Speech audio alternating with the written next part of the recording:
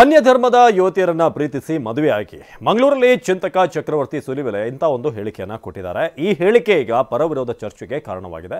ಎಷ್ಟು ದಿನ ಅಂತ ಲವ್ ಜಿಹಾದ್ ಬಗ್ಗೆ ಮಾತನಾಡ್ತಿರೋಣ, ಸ್ವಲ್ಪ ಬದಲಾವಣೆ ತರೋಣ ಅಂತ ಚಕ್ರವರ್ತಿ ಸೂಲಿಬೆಲೆ ಹೇಳಿದ್ದಾರೆ. ಬನ್ನಿ ಏನು ಹೇಳಿದ್ರು ನೋಡೋಣ. ಎಲ್ಲಿಯವರೆಗೂ ಲವ್ ಜಿಹಾದ್ನ ಬಗ್ಗೆ ಮಾತಾಡ್ತಾ ಇರೋಣ, ಸ್ವಲ್ಪ ಬದಲಾವಣೆ ತರೋಣ. ನಮ್ಮ ಮಕ್ಕಳಿಗೂ ಹೇಳೋಣ, ಗಂಡು ಮಕ್ಕಳಿಗೂ ಹೇಳೋಣ. ಎಷ್ಟು ದಿನ ಅಂತ ನಮ್ದೇ ಹೆಣ್ಮಕ್ಳನ್ನ ನೋಡ್ತಿರ್ತೀಪ, ಹುಡುಗಿ ಸಿಗ್ಲಿಲ್ಲ ಅಂತ ಎಷ್ಟು ದಿನ ಅಂತ ಹೇಳ್ತಿರ್ತೀಯ. ಸ್ವಲ್ಪ ಬೇರೆಯವ್ರನ್ನು ನೋಡಲ್ಲ.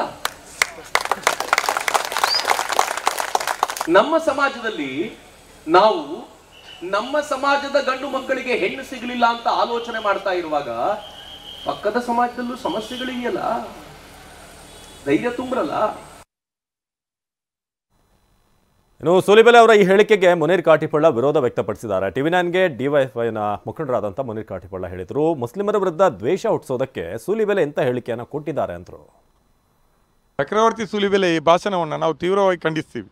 ನಮ್ಮಲ್ಲಿ ಯಾರನ್ನು ಬೇಕಾದರೂ ಮದುವೆ ಆಗ್ಬೋದು, ಯಾವ ಧರ್ಮ ಯಾವ ಜಾತಿಯವರನ್ನು ಯಾರು ಬೇಕಾದರೂ ಮಾತಾಡಲಿಕ್ಕೆ ನಮ್ಮ ಸಂವಿಧಾನ ರೈಟ್ಸ್ ಕೊಟ್ಟಿದೆ. ಅದನ್ನು ಸೂಲಿಬೆಲೆ ಹೇಳಬೇಕಾಗಿಲ್ಲ. ಮುಸ್ಲಿಮ್ ಹೆಣ್ಣುಮಕ್ಕಳನ್ನ ಹಿಂದೂಗಳೋ, ಹಿಂದೂ ಹೆಣ್ಮಕ್ಕಳನ್ನ ಮುಸ್ಲಿಮರೋ ಪರಸ್ಪರ ಒಪ್ಪಿಗೆ ಇದ್ದರೆ ಪ್ರೀತಿಸಿಯೋ, ಪ್ರೀತಿಸದೆ ಒಪ್ಪಿಗೆ ಇದ್ದರೆ ಮದುವೆ ಆಗಲಿಕ್ಕೆ ಯಾವ ಸಮಸ್ಯೆಗಳು ಕೂಡ ನಮ್ಮ ಭಾರತದಲ್ಲಿಲ್ಲ. ಆದರೆ ಅದನ್ನು ನಿಷೇಧಿಸ್ತಾ ಇರೋದು ಸಂಘ ಪರಿವಾರದ BJPಯ ಸರ್ಕಾರಗಳು. ಮತಾಂತರ ನಿಷೇಧ ಕಾಯ್ದೆ ಅದು ಇದೆಲ್ಲ ತರ್ತಾ ಇರೋದು ಅವರು. ಆದರೆ ಇಲ್ಲಿ ಸೂಲಿಬೆಲೆ ಹೇಳಿರುವಂಥದ್ದು ಆ ಕಾಳಜಿಯಿಂದಲ್ಲ. ಅವರು ಹೇಳಿರುವಂಥದ್ದು ಮುಸ್ಲಿಮರ ವಿರುದ್ಧ ದ್ವೇಷ ಹುಟ್ಟಿಸಲಿಕ್ಕೆ, ಪರಸ್ಪರ ದಕ್ಷಿಣ ಕನ್ನಡದಲ್ಲಿ ಒಂದಿಷ್ಟು ಶಾಂತವಾಗಿರುವಂಥ ಸ್ಥಿತಿಯನ್ನು ಕೆಡಿಸಲಿಕ್ಕೆ, ಶಾಂತವಾದಂಥ ಪರಿಸ್ಥಿತಿಯನ್ನು ಕೆಡಿಸಿ ಇಲ್ಲಿ ಮತ್ತೆ ಕೋಮು ದ್ವೇಷದ ಬೆಲೆಯನ್ನು ಬೆಳೀಲಿಕ್ಕೆ ಈ ಸೂಲಿಬೆಲೆ ಭಾಷಣವನ್ನು ಮಾಡಿದ್ದಾರೆ.